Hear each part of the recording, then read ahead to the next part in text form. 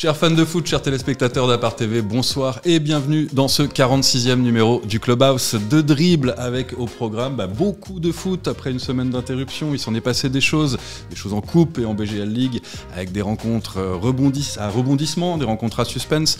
Pour en parler sur le plateau, j'accueille mes chroniqueurs préférés avec le directeur et CEO fondateur de Moyenne Mentale. Bonjour Simon, comment ça va ? Ça va bien.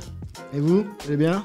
Tout le monde en forme ? Très bien, je suis ravi d'être de retour pour le Clubhouse avec mon acolyte, le journaliste et chroniqueur Boris Saint-Jalm. Bonsoir Boris. Ça va. Pas de semaine au soleil, mais bon, on fait avec, il y a du football, c'est presque plus important, j'ai envie de dire. C'est une belle semaine en plus là. Ouais, très belle semaine qui s'est achevée, et puis belle semaine qui arrive également, on va en parler. Avec notre invité du jour, le soleil, lui, il l'a dans le cœur, avec le Progrès qui doit engranger des points pour la course à l'Europe, même si lui ne va pas forcément pouvoir y participer, on va y revenir. Bonsoir Sébastien. Bonjour à tous, merci pour l'invitation et j'espère qu'on va passer un bon moment ensemble. Ah bah. Moi aussi.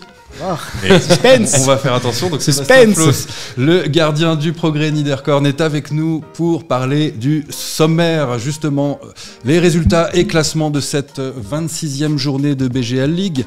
On s'attardera sur le haut mais également sur le bas avec notre question du jour sur le maintien. On parlera évidemment de la coupe puisque les quarts de finale ont eu lieu mercredi dernier et les demi-finales arrivent ce mercredi. Avec notre invité Sébastien Floss, on reviendra sur le parcours du Progrès en coupe et en championnat, les rubriques MVP, le joueur du mois d'avril, la PH et la Ligue 1 Dames. C'est tout ça, le Clubhouse de Dribble. Et on commence par les résultats de cette 26e journée de BGL League. Chifflange recevait la Jeunesse et après avoir mené 1-0, s'est fait rattraper et déborder puisqu'ils se sont inclinés sur le score de 1-3. Vils s'est imposé dans un match important pour le maintien 2-1 face à Monderkange. Le Fola, en revanche, n'a pas pu s'imposer et s'est incliné sur le score de 1-2 face au Racing. Rosport et Mondorf se sont quittés sur un score de parité 1 partout. Pétange n'a pas pu tenir la dragée haute contre Differdange et s'est incliné 1-4. Mersch, qui menait 2-0, s'est fait rejoindre et dépasser par Strasson, qui l'a finalement emporté 3-2. Dans les matchs décalés de dimanche en fin d'après-midi, le Swift Espérange face au F91 d'Udelange 2-1 dans un match très important pour l'Europe. Et puis le Progrès Niederkorn s'est imposé assez facilement face à Kerjeng 2-0. Au classement, Differdange seul en tête. Probablement champion, messieurs, même si mathématiquement ça n'est pas fait, puisque Differdange est premier avec 61 points et 9 points d'avance sur son dauphin Dudelange avec 52 points. Troisième à égalité de points, le Swift et le Progrès, meilleure différence de but pour le Swift. En bas de tableau, les barragistes sont Monderkange et le Mariskar Mersch avec respectivement 25 et 23 points.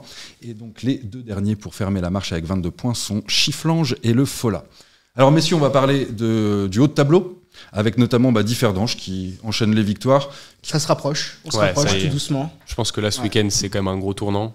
Il reste plus que 4 journées, maintenant ils ont 9 points d'avance. Bon. Plus le goal average. Qui leur donne un bon 10e point. Voilà, donc ils gagnent le week-end prochain et on peut dire que c'est fait à 99,9. Oui, voilà.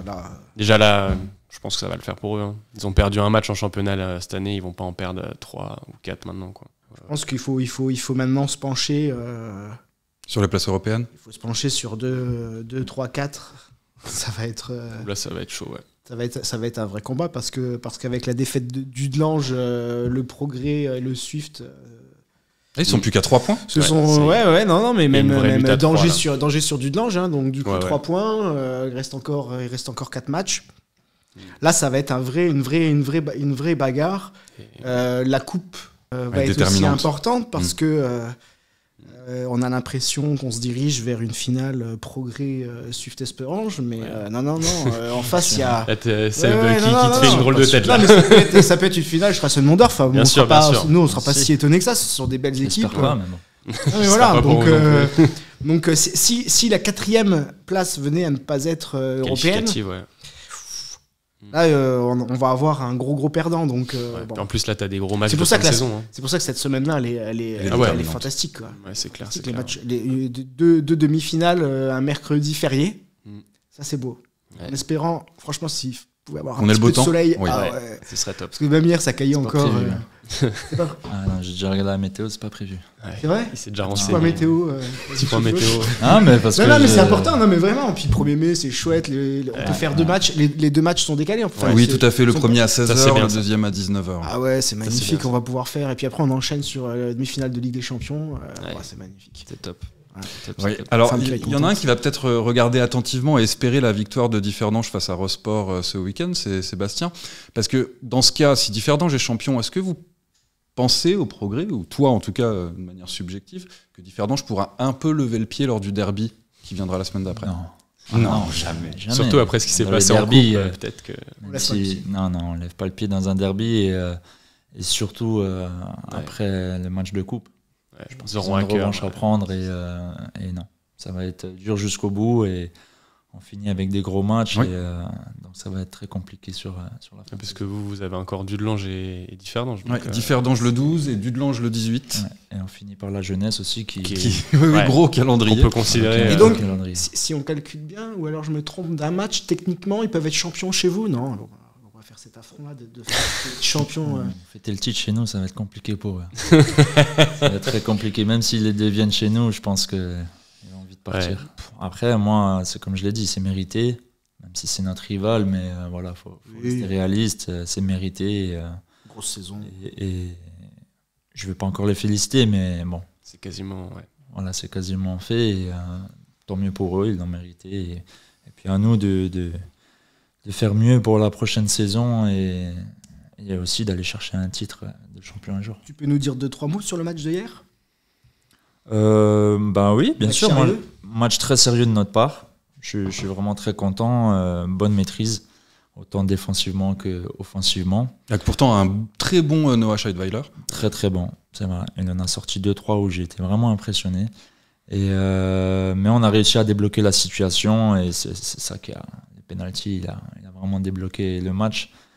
Et bon, c'est le but que j'attendais pour souffler un peu et après je savais qu'on allait plus perdre. Est-ce que ça aide de jouer en dernier comme ça après que les concurrents directs aient déjà joué et donc on puisse connaître déjà le résultat? Une demi-heure, ça suffit pas, mais de toute façon, ce que je disais encore au groupe et le coach aussi, c'est qu'on se focalise sur nous. Alors oui, on regarde à la fin les résultats, si Espérange fait un faux pas ou Dudelange, surtout qu'Espérange, Dudelange, voilà, ils se confrontaient, mais il faut prendre nos points et on fera les comptes en fin de saison. Alors on vient de parler du haut de tableau, il faut également qu'on parle de ce bas de tableau et de la lutte pour le maintien, avec une lutte extrêmement serrée, avec du suspense presque depuis le début de la phase retour, et des équipes qui n'avancent pas. Alors ça concerne, on va dire plutôt 4, même s'il y a une 5e équipe qui semble avoir sorti la tête de l'eau. Pour Ville, ça semble être bon. Ville, ça commence à sentir bon, ouais. Mais il y a 4 équipes qui traînent la patte. Je vais commencer peut-être par les promus et qui patinent vraiment, Mariska Mersch et Chifflange. Alors le Mariska Mersch, sur les 6 derniers matchs, c'est 0 point de prix sur 18 possibles. Chifflange, ça n'est guère mieux, un seul petit point pris sur les 5 derniers matchs.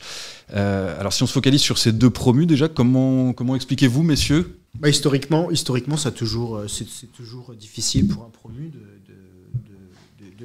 se maintenir, tout simplement. Enfin, franchement, on peut regarder ça. Je suis d'accord avec Simon, c'est clair. Mais...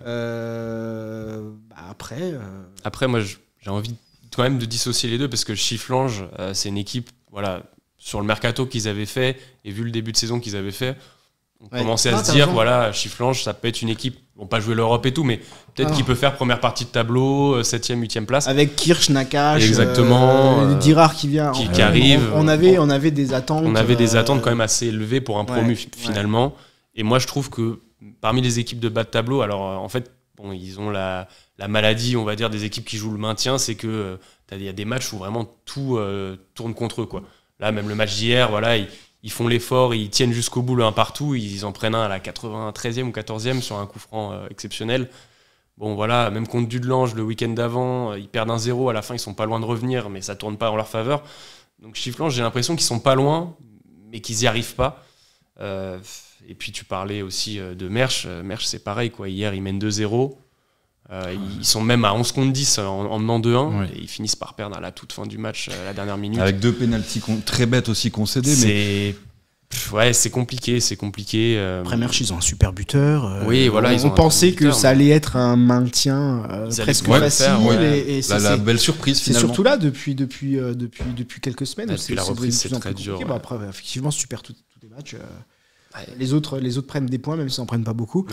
Il reste 4 matchs, le calendrier va être déterminant, les dynamiques, on voit bien elles sont négatives. Maintenant, ça peut toujours s'inverser, ça doit s'inverser s'ils veulent s'en sortir. Comme ça avance pas trop. Par contre, la prochaine journée, là c'est décisif, c'est clair. La prochaine journée, Maryse Camerch, FC Chifflange, bon, malheur au vaincu. Malheur au vaincu. Ouais, clairement. Limite, le partage des points arrangerait tout le monde. Vu que ça avance tellement peu, tu te dis que après c'est serré, hein, de la 16e à la 14e place, ça se tient en 2 points. Hein. Ouais, même la 13e. Donc je pense que tout va se jouer dans les confrontations. Non, mais même tout va se jouer la dernière journée. En sachant que ce week-end, on a donc non seulement on a Merch Chifflange, mais on a également Monderkange-Fola. Hein, ce sont les deux derniers qui s'affrontent mutuellement. Et c'est justement la question du jour qu'on vous pose à vous, les internautes et les abonnés du Moyonne Mental Club. Qui va se maintenir? Qui s'en sortira?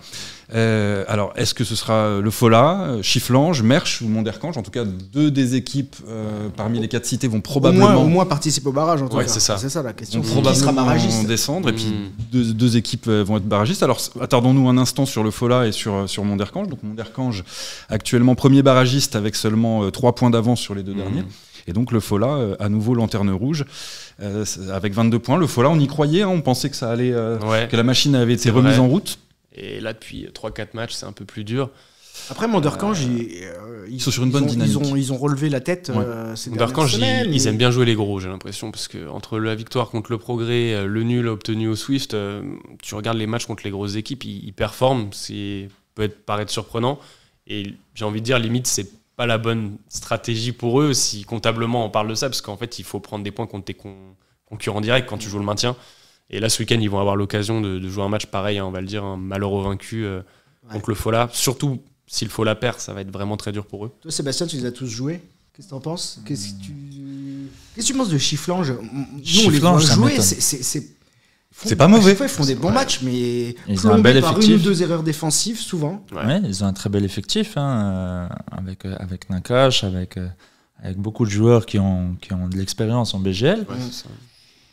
Après, la sauce n'a pas prise et voilà, c'est très bien. Un collectif, c'est au-dessus des individualités.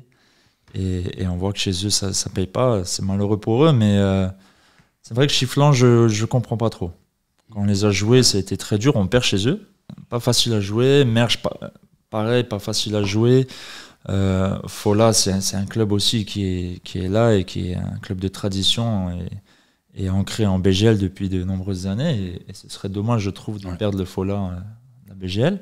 Après, ça fait plusieurs saisons qu'ils jouent avec le feu. Et à un moment donné, malheureusement, ça peut tomber du mauvais côté. On leur souhaite pas. Mais il en faudra bien deux qui descendent direct sûr, et puis 2 barragistes. Il y aura également un Fola Kergeng lors de la 28e journée. Les matchs vont être dingues. Oui, il y a une fin de championnat passionnante. On a Vils, juste pour terminer là-dessus, on a Vils qui a enchaîné 2 nuls et 2 victoires. Qui a fait ce qu'il fallait pour. Il gagne au bon moment. Et on a eu peur pour prendre de l'air et je pense qu'avec 5 équipes derrière eux, ça devrait. Qui vont pas sur un rythme incroyable. À moins de catastrophe. Après, ils jouent du de l'ange en dernière journée et du fer d'ange en avant-dernière. Ils ont 5 points. Les autres derrière, ils vont pas gagner tous leurs matchs. Je pense qu'il faut qu'ils prennent encore 1 ou 2 points pour être tranquille. Je pense que pour Vils, ils se sont quand même mis à l'abri.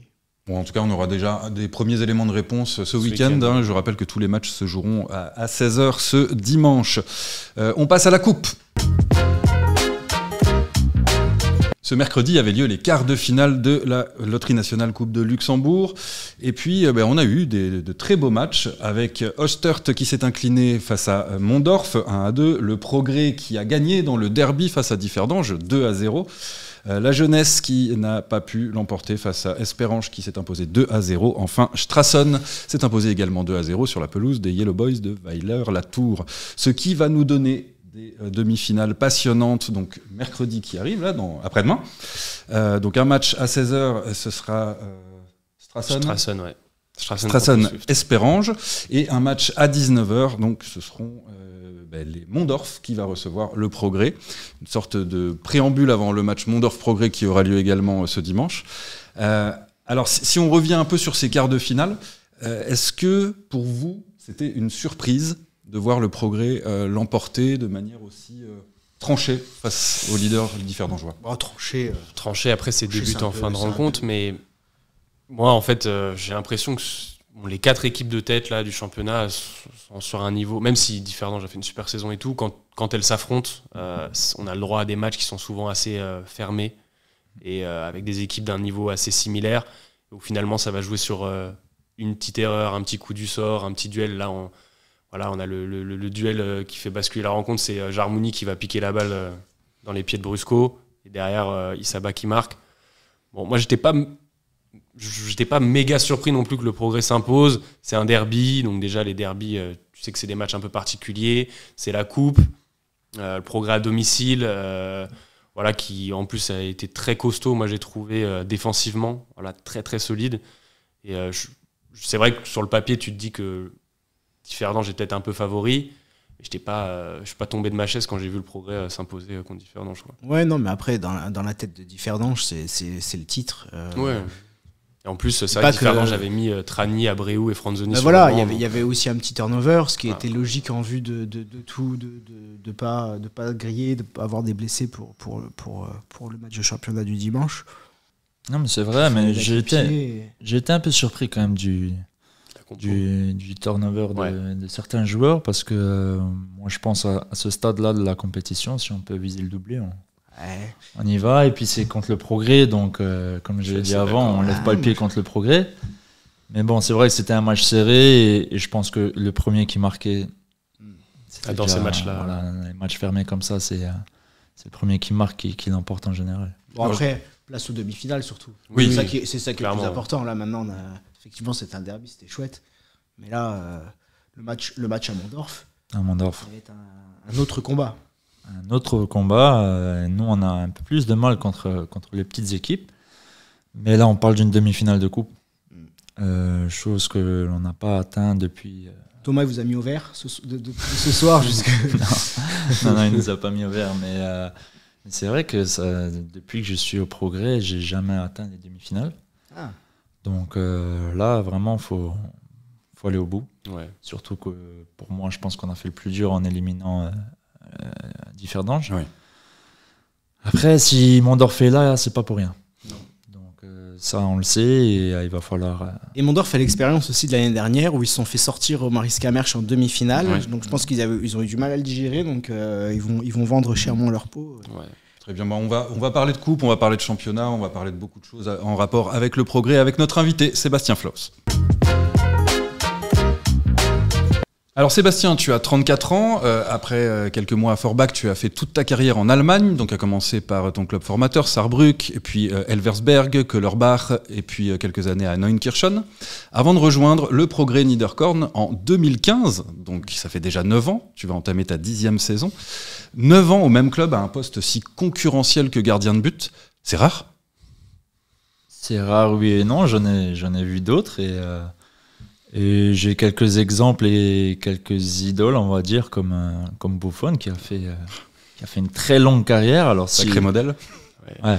Donc si j'arrive à passer les 40 ans et à toujours jouer au foot à un certain niveau, ce serait incroyable. Mais oui, c'est vrai, moi je suis quelqu'un de fidèle.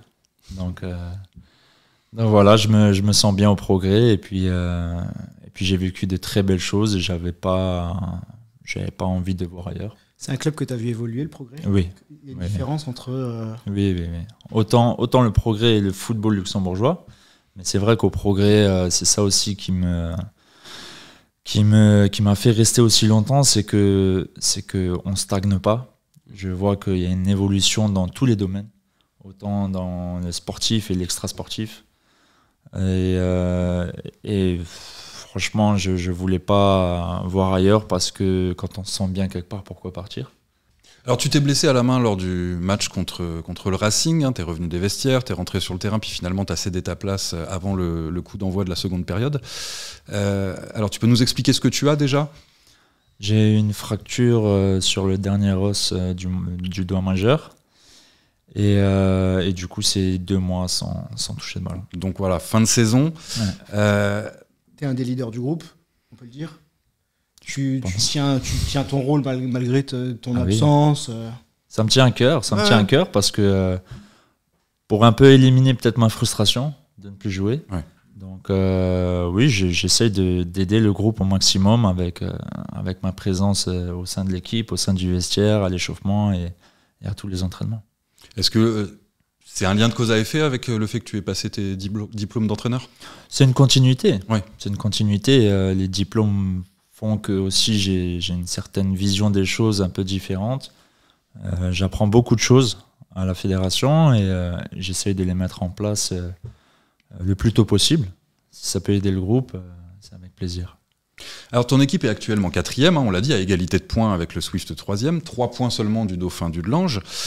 Le but du coach, c'est d'être européen en passant en tout premier lieu par le championnat, par les 2e et 3e places ? C'est d'être européen. Ok, quelle que soit la manière. Peu importe la manière, avec un titre en plus, ce serait cool. Donc ça aussi, ça me tient à cœur d'enfin accrocher un titre après toutes ces années, pour le club et pour tous ceux qui travaillent dur. Donc peu importe le chemin, la finalité, c'est l'objectif. Parce que on imagine dans le pire des scénarios, vous perdez en finale ou en demi-finale de coupe et vous terminez 4e et cette 4e place n'est pas européenne. Là, on pourra dire la saison, elle est ratée. Oui, clairement. Quand on n'atteint pas ces objectifs, de toute façon, c'est raté. Donc forcément, on sera plus que déçus avec tout ce qu'on a fait jusqu'à maintenant. Je pense qu'on est sur la bonne voie, on travaille beaucoup et ce serait vraiment dommage de ne pas atteindre l'Europe. Et y mériter, surtout sur votre parcours. Alors toi, de toute façon, raté ou pas raté, même si a priori les statistiques penchent en votre faveur, tu feras partie de l'aventure du Progrès Niederkorn l'année prochaine ? Oui. Donc pour une 10e saison consécutive ? 10e saison, oui. C'est quoi ton objectif sur la longueur ? Tant que tu peux, tu joues ? Oui. Tu peux... Oui. Moi je prends énormément de plaisir à jouer, même avec mon âge. T'as le temps d'aller sur le banc pour entraîner, tu sais pas...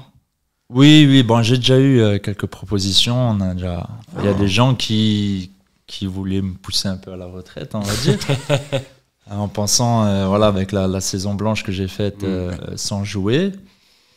Mais moi, je suis un combattant et c'est pas une saison sur le banc au bout de 8 saisons numéro 1 qui va me faire arrêter le foot. Donc non, ma carrière, je pense que j'en ai pour quelques années. Tant que le corps suit, et surtout le plaisir. Je pense que le plaisir, c'est ce qui est le plus important. Quand on prend plus de plaisir, faut arrêter.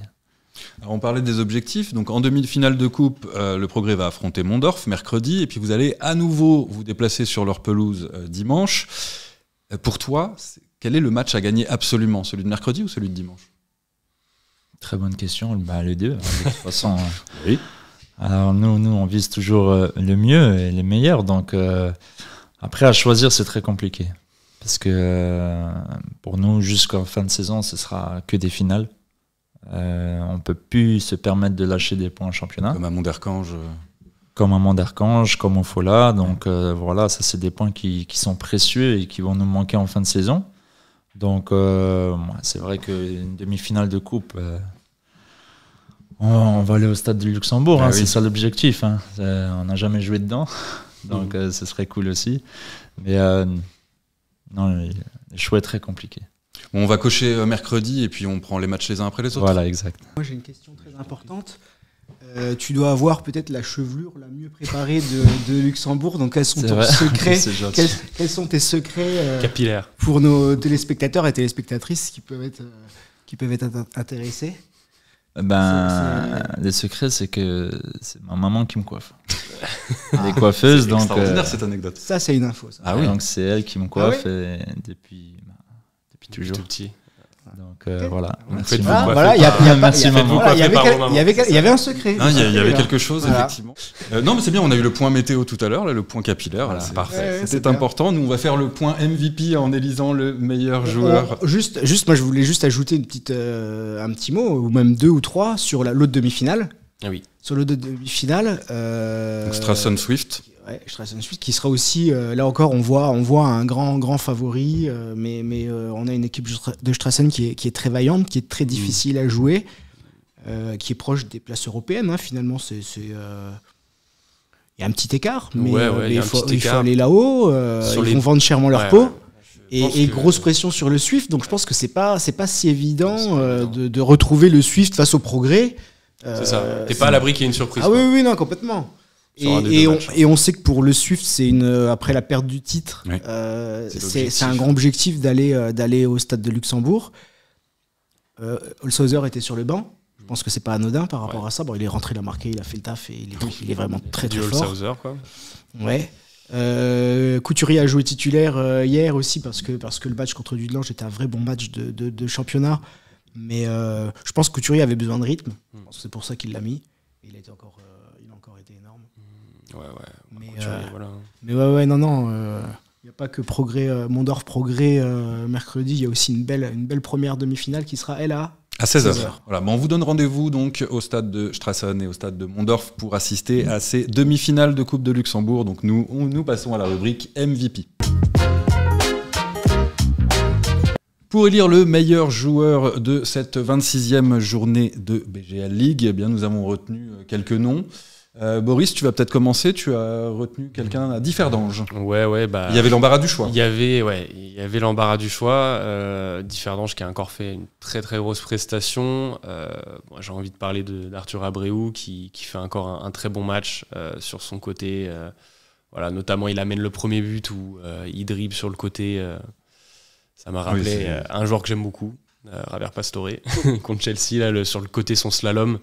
Non, puis techniquement. Oui, côté droit, quand il déborde, il élimine 3 défenseurs. Abreu, c'est vraiment du très très haut niveau. Et voilà, on pouvait se poser la question quand il est arrivé à Differdange, est-ce qu'il faisait le bon choix, etc. C'était le choix du cœur aussi, c'était un retour à son club. Bien sûr, mais là je pense qu'on peut dire que le choix est payant pour lui. Il fait une belle deuxième partie de saison, il va être champion avec Differdange. Donc Arthur Abreu, très très bon hier encore une fois. On aurait pu également parler de Trani, auteur de 2 passes décisives, un but, Jorginho, 2 buts, une passe décisive. Mais oui, Arthur Abreu pour toi, Boris. Simon, pour toi, le MVP?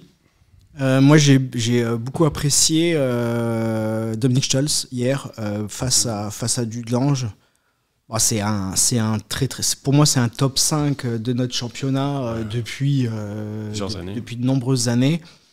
L'année dernière, il a mis 29 buts. Il est pas sur le même rythme, mais c'est pas non plus le même Swift. Donc, et hier, il a été dans tous les bons coups. Il bouge sur tout le front de l'attaque. Il est précis. Il est sur les 2 Malgré buts. son gabarit, il est bon aussi de la tête. Franchement, c'est un super joueur et super match hier. Et il est pour beaucoup dans la victoire. Il faut oublier qu'ils étaient menés. Ils étaient menés d'entrée. Ils ont renversé le match. Donc, c'était un bon joueur. Donc Dominique Stolz. Très bonne performance hier. Sébastien, est-ce que tu as un joueur qui a retenu ton attention au cours de cette 26e journée ? Moi, ce que je vois surtout, c'est qu'au fil des semaines, ils sont régulièrement dans les équipes types et élus joueur du mois ou de la semaine. Donc, choix très compliqué. Junior Mendes, j'ai un peu moins vu. Je connais un peu mieux Arthur et Dominique. Je vais pencher pour Stolz parce que c'est le dernier contre qui j'ai joué. Et qui m'avait impressionné contre nous aussi. Et sur le match de hier, qu'est-ce que tu pourrais ressortir du lot? Une belle performance d'un de tes coéquipiers ou de l'équipe? Pour moi, c'est Noah. Noah Scheidweiler. Déjà parce que c'est pas bon pour les dribbles d'or, parce que j'ai vu qu'il est aussi nominé. Mais il faut dire les choses comme elles sont. Je suis avec son entraîneur des gardiens d'ailleurs dans les cours d'entraîneur à la fédération et on aura tout le temps de débriefer de son match, mais c'est vrai qu'il m'a impressionné pour son jeune âge et très complet. Et puis il sauve le match. Est-ce qu'on tient à un futur très grand Futur Sébastien Floss. J'espère qu'il ira encore plus loin. J'espère que c'est très bien, il est international luxembourgeois et moi je lui souhaite d'aller le plus haut possible et de partir à l'étranger. Mais à voir. Pour l'instant, il est sur la bonne voie parce que titulaire et faire des prestations comme ça en BGL à son jeune âge, c'est chapeau à lui. Et puis l'avenir nous le dira. Mais en tout cas, on est très content de l'avoir dans notre championnat. Effectivement, c'est un gardien extrêmement brillant. Et puis, tu parlais de Junior Mendes. Effectivement, encore une fois, auteur de 2 passes décisives hier avec des débordements côté droit qui étaient assez impressionnants de vitesse et de précision. Mais le MVP de la semaine, c'est Dominique Stolz. Donc, nous sommes d'accord avec Sébastien et Simon.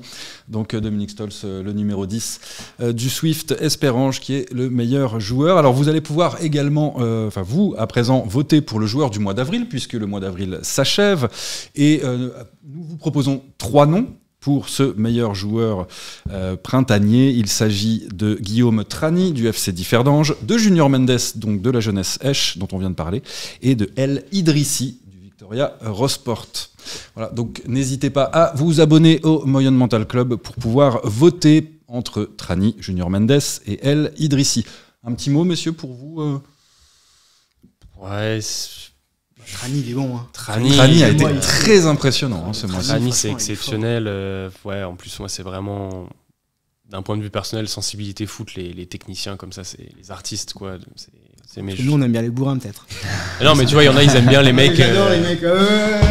Ouais, moi, je préfère les techniciens. Non, mais Trani, ça fait un peu, il fait penser un peu au numéro 10. Enfin, tu vois, c'est des postes qui existent, des footeux qui existent trop, quoi. Donc Trani excellent. Après Junior Mendes aussi, j'ai beaucoup aimé. Franchement, depuis qu'il arrive à la jeunesse, il carbure. Il arrive dans une équipe où c'était compliqué. Et je pense que le fait que la jeunesse aille mieux aussi, il est pas pour rien. Et il est Idrissi qui est décisif à tous les matchs. Donc non, franchement, on a un beau mois d'avril.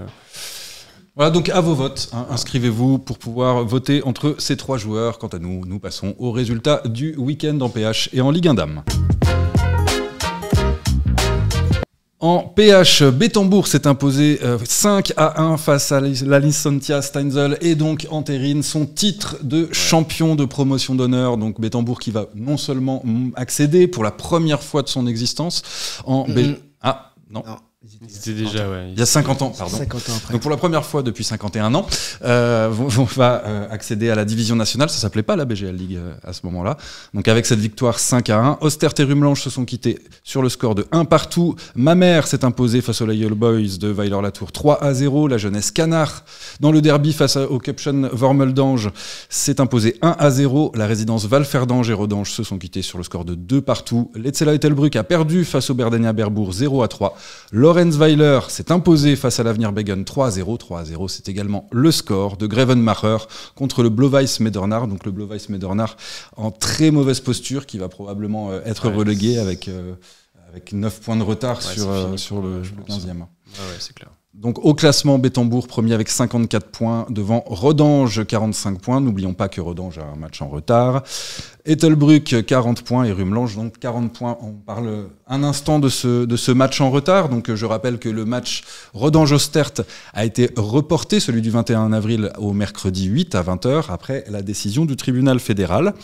La rencontre avait été arrêtée pendant 32 minutes pour l'intervention d'une ambulance afin de soigner et évacuer le gardien et capitaine de Rodange, Anthony Mfa, très sérieusement blessé. Et donc l'arbitre a mis fin à la rencontre, définitivement. Et la FLF a appliqué le règlement de l'International Football Association Board. Un match arrêté définitivement avant son terme doit être rejoué, sauf disposition contraire du règlement de la compétition. Il n'y a pas de règlement stipulant le contraire à la FLF. Donc c'est la loi 7 du football qui a été appliquée. C'est cruel. C'est cruel, oui. Ouais. Pour l'équipe qui menait 2-0. Moi, je trouve que c'est même petit, on va dire. De la part... mais après, le règlement est... Le règlement est activé, mais sauf que le match a repris quelques secondes avant qu'il soit de nouveau arrêté. Et moi, c'est ça qui me pose problème, c'est que le gardien remplaçant est rentré. Il a effectué son dégagement, donc le jeu a repris. Ouais. Et à ce moment-là, le jeu a été à nouveau arrêté. Parce que les dirigeants d'Ostert ne voulaient pas que le match reprenne, sauf que le match avait repris. Les dirigeants d'Ostert avaient étudié le règlement ? Je pense qu'ils connaissaient bien le règlement et je pense que c'était pas anodin le fait de vouloir arrêter le match. Ils ont dû s'intéresser au règlement et puis une fois qu'ils avaient effectivement le chapitre 15, je crois, du classeur 2 des statuts et règlements et qu'ils se sont intéressés à la loi 7 du football, ils se sont dit on arrête le match. C'est pas terrible. Ouais, c'est pas terrible. Pour l'esprit, c'est pas terrible. Pour l'esprit, c'est pas terrible et même, je serais curieux de voir un petit peu comment va se passer ce match qui va être rejoué. Parce que le match va être rejoué là cette semaine, je crois. La semaine prochaine, donc mercredi 8 à 20h. Dans son intégralité, alors que Rodange menait 2-0 à un peu plus d'un quart d'heure de la fin. On va voir comment ça se passe. Mais ouais, très cruel pour Rodange, en tout cas, c'est clair. Oui. Il y a une équipe également qui a subi la loi d'une autre, et c'est un peu cruel aussi, c'est le Racing pour sa 2e défaite seulement. Je rappelle que jusqu'à sa défaite il y a quelques mois, il n'avait pas perdu pendant 5 années en Ligue 1 Dames. En Ligue 1 Dames, absolument. Oui, faut que je précise quand même.